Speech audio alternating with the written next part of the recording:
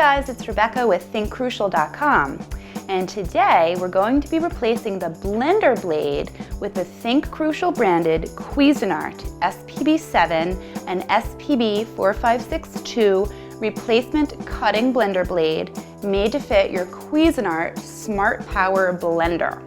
Remember, with ThinkCrucial.com, it's always free shipping and it costs so much less. To replace your blender blade, first unplug the blender. Take off the top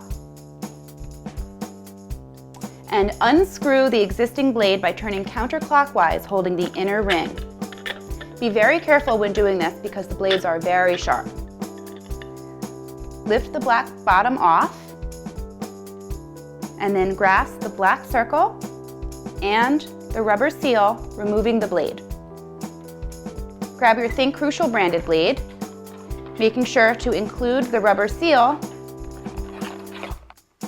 and with the rubber seal towards the glass, place it on the glass lip.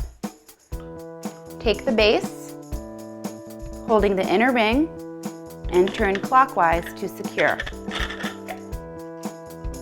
making sure it's tight. That's it, you're ready to blend.